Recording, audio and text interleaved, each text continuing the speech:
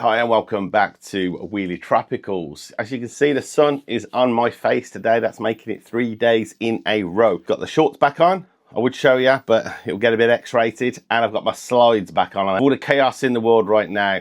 I'm skipping spring and this is my summer now. You can at least allow me that. I know it's called fall spring for a reason, because you get fully excited to put all your tropicals out. Next thing you know, it's snowing and ice and they're all dead. So take it with a pinch of salt. Just having a bit of a laugh today, but the shorts are on.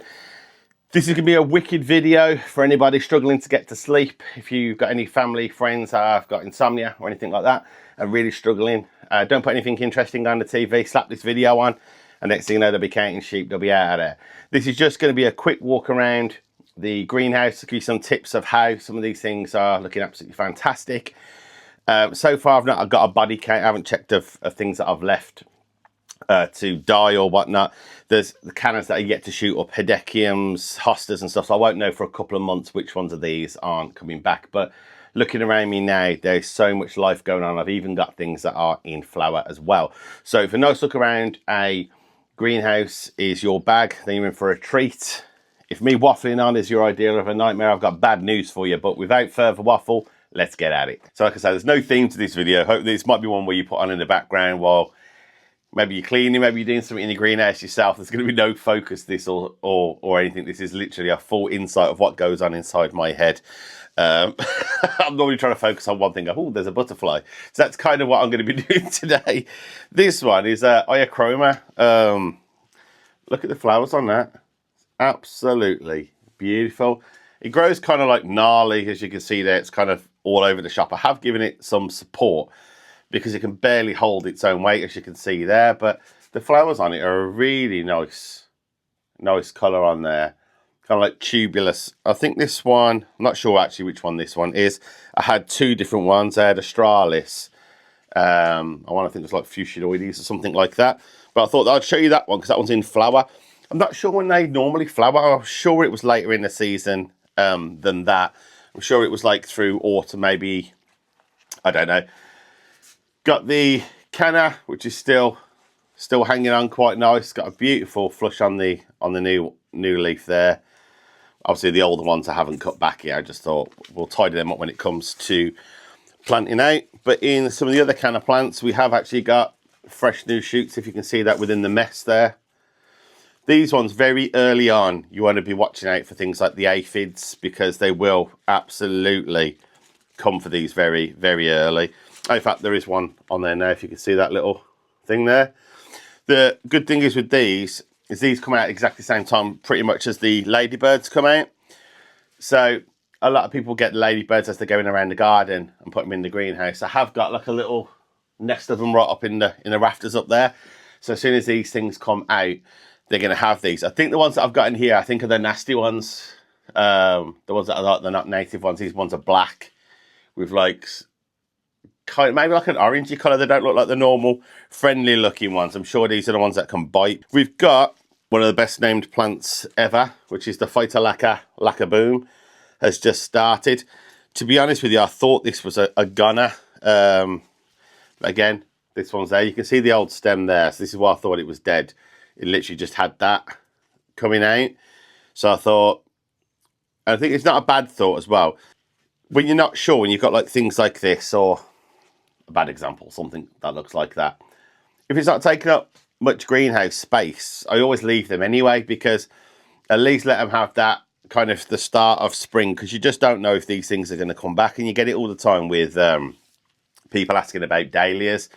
Will this little skinny thing worth planting? Just put it in the ground anyway and just see what happens. And like with these, like I've got a lot of the cannas that are, these were the bigger ones, that I don't know if these are going to come back or not. But then you've got one that's exactly the same variety that's next to it, that's just started flushing again. So it's always worth, if you've just got a bit of space, keeping them going. I've got some odd ones that I've planted, and this is a great example. I'm still going to keep doing it, but it's not something that I would advise necessarily to do. But when I have a failed yield with seed, so if I've got a seed tray that I've sown all up and there's absolutely no life in there whatsoever, I'll throw that in the container with the newer compost, because I'm like, I'm not going to waste it. But then this is what happens sometimes, where you get a palm tree and a tree dandelion growing in the same pot. However, if you'd have done it more professionally, and I wouldn't have 2 plants, I'd have 1, because I would have probably thrown this out. So it gives you an opportunity to be able to split those and get another plant. So it's not something that you would teach out. If this was a lecture, I certainly wouldn't be saying what you want to be doing is X. But if you get 3 plants, I'm going to carry on doing it, because like every now and again, I say every now and again, more often than not, I get it wrong where I think there's no life in those seeds, or I don't give the seed tray long enough to germinate. So I'm done with it, I'm bored, I'm on to the next thing. But at least with that one, that's an additional plant that I was never going to have. Some of the other cannas are doing really well. So again, I need to cut all these brown bits off. But some of these are like 3 foot now. Like I say, very, very decent size on that one. With cannas, always buy them when you can, when they're in leaf, because they're notorious for cannavirus. I see an awful lot. Anything that I've ever bought from Holland, any of the imports from the bulbs over there, I think I had 1 out of probably 100, 200 bulbs that wasn't virused. So, and I was even so skeptical of that, I kept it out the front garden away from absolutely everything else. So I did see somebody post about the ones like in home base and stuff like that. Buy a canna in leaf. It doesn't matter how cheap the bulbs are, because 9 times out of 10 there will be cannavirus within that bulb. So you put all your time and energy into it, only having to destroy it, which is never ideal. Moving on swiftly from that, bit of a hot topic there. We have got the Bird of Paradise Mandela's Gold. This was one that I've grown from seed. One of the only Bird of Paradise I've actually had any success with from seed.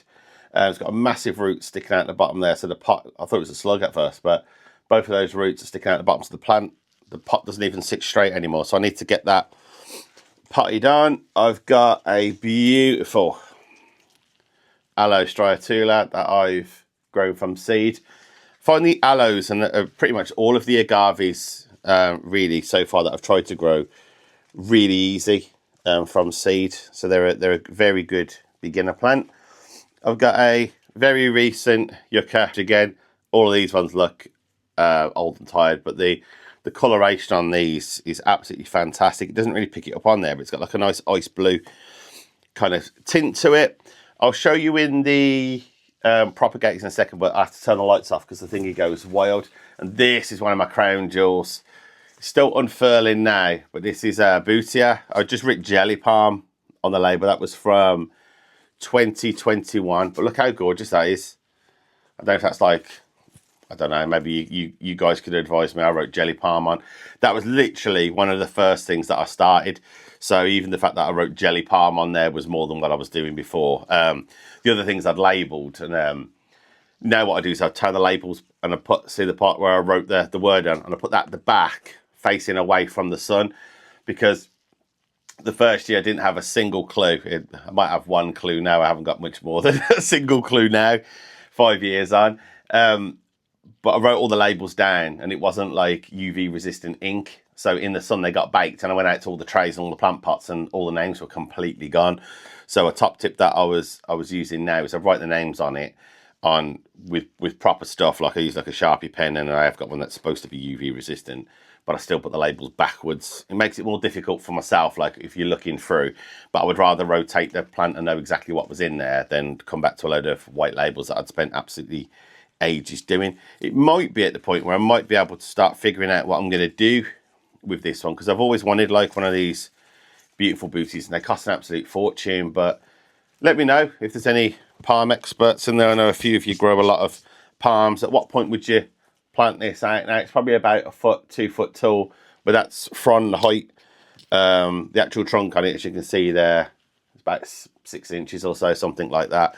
So not to do what men do and exaggerate size, I thought I'll show you that one and give me some advice. As well as that, I've had some real good success with Assam Orange, which is a hedechium, if I could speak, from seed. I think they look really nice. I had real bad problems with those last year. I just grew loads of other hedechiums and they always went, but the Assam Orange ones that I wanted, because I think I saw it on George's video and there was a couple of other people that had it, and I was like, I really wanted those. And I ended up with loads of all the other ones, but I didn't have a single one of those. But this year it's been a bit of a different story. Behind me I've got my beautiful Haniba. So that that's clung on to It's kind of doing a bit of a 50-50 with the leaf there, but the new leaf's emerging now, and I'm really looking forward to getting that planted out in the garden. I'll take you around now because that's my shelf there of little agaves. I've got some beautiful ones. I took the best ones and put them in the house, but that's one of the agaves, Victoria. I think it's called Queen Victoria agave. And again, it's beautiful because it's got like these little white bits on, but again, fully like barbed little leaves on there. I've got quite a few of the hardy one, the Americana, and then upcoming, I'll warn you in advance, so a appalling dad joke coming on this side. So this plant here always makes me feel like Hermione Granger out of Harry Potter when I pronounce the name. It's beautiful for a patio area, but it's called the Monstera Deliciosa, or Deliciosa, as she would say. I apologise in advance for that, but I couldn't let that joke go, unfortunately. Named after the Deliciosas because the fruit's supposed to be delicious. And then the leaves are monstrous, so that's what makes up the name. As you can see from down here, we have got one of the starter ones. It's just shooting from the ground.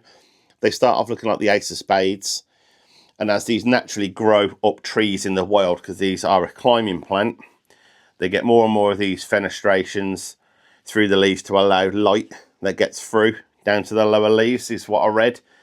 So perfect design there in nature, but that thing is absolutely monstrous. I've got next to it the Musa Succulenta, which is a bit whitewashed. Normally you get a lot of more purple coloration on the more mature ones, and the colour is normally a bit more striking on them as well. I've got the Musa Bastiu, which is looking a little bit crispy at the top, but it's still fine. It was a separation. You can see there I planted it outside next to the Persicaria, and I'd obviously got a bit of the root with that, so that's a Musa Bastiu with Persicaria in the same. You're getting a bit of a theme here about how I get things planted, but I couldn't see that, to be fair, it's only skinny. In here we got the start of some lupins, which I think the leaves on those are absolutely beautiful. Love the plant as well. We've got down here, we've got one of my favourite cannas, which is Cleopatra. We've got the plant on the edge here is again another couple of cannas that we've got in there. I've got an absolute gorgeous Fatsia Spider's Web. The reason this one is in here before everyone starts killing me saying that this thing's hardy, it is, but because it had these flower spikes on there, I wanted to see if it kind of set seed or whatnot. I wasn't sure if this was one that set seed, so I thought I'd keep it inside to potentially let that develop. It hasn't actually done that, so I'm not sure if these are a seed variety, and plus it just says we keep picking it up every 5 minutes as well. There is a chef layer in there as well, which is, I think, is Actinophylla, something like that. It's got the beautiful coloration on there. It's again, that's an indoor one. It's not hardy at all, but it's a nice filler for the kind of patio area. I've got in here, looking very sorry for itself, that one is my Mani Hot. The top part's gone on that, but the rest of that feels really nice. I would expect this little stick here to flush. At the bottom down there, I've got the Spanish Dagger. And they're not lying about the name. It's absolutely, if I can get it in focus, it's absolutely brutal.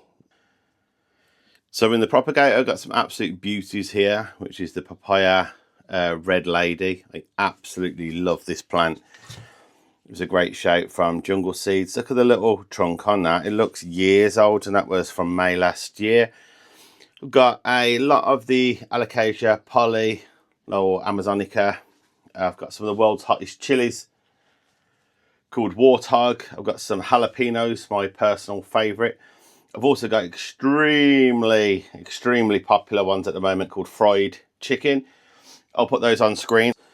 Got some bromelia on there, some peri-peri, some aloe, some spiral aloe down there. Again, some more Assam orange and a Brugmansia. So quite a lot going on in there. But like I say, if you're interested in the chili side, because it's a real passion of mine that I've not really shared too much of on the channel, I am going to convert the other one. It's like a full-blown chili house where I grow everything in there. If you're local, you want to come and try some of the chili pods. If I get a good yield, then we can maybe eat some on camera or something like that. But these are the very hotter end of those chilies. And the fried chicken looks absolutely stunning. In this side, I've got the passion flower, which is now doing really well. They told me to chuck it away because this was the replacement, but I thought there's no way I'm chucking away a plant. And I've managed to keep one of the stems. There was another one in there, as you can see, but that one completely snapped off. And then over here, I've got the Musa ice cream over on the edge. So hopefully you like that little impromptu video. It was just a little showcase of kind of what stuff is growing, what stuff's doing really well. I am going to pick up on the seed grow along series that I've got.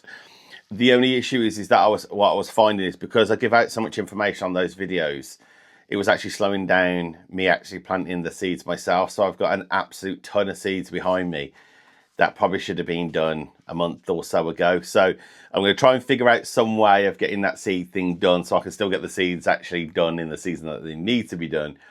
It might be that I swap the format so that I show you the results of ones that have germinated and then give you the facts on those, because although I know the method's right, sometimes I don't get germination. It could be old seed, it could just be me doing the wrong thing or whatnot. I've lost a few chili plants already by just not coming down here enough and watering them. And at seedling stage, they're not forgiving at all, especially when they're in a heated propagator and there's no way for the roots to run and get their own water. So I've lost a couple of things through my own error, through getting too involved in DIY and stuff. But the seed thing, if you guys have got any ideas, if you'd rather me just do a long-winded 30-40 minute video of me just doing this, but with me waffling about what I'm sowing at that particular point and less information on it, or you'd rather have the videos with like 2 or 3 seeds on it and like the full information for it, give me a little bit of feedback on that. I'm literally one guy with a phone trying to figure out how I can do all of these different things. So feedback is much appreciated. Apologies if this was a boring video. I just thought I'm interested in other people, so I saw a couple of other, like Jim's Palms was doing a greenhouse walkabout, and I quite like those things. So this video probably doesn't appeal to everybody because it's not a how-to. It's kind of me just bragging about what's done really well. But the purpose of that is just to show you what you can overwinter. I will get better at doing things. It's just, obviously, I haven't got a team of people helping me with these. I have to do DIY and other projects in my actual house and work full time. And then in between that, I have to have an idea that I can film. So I always apologise with these videos. But if you've got any ideas, genuinely just put them in there. If I think more than a couple of people will watch it, I'll get it filmed as well. But I do appreciate anyone that's made it to the end. Thank you very much. Cheers.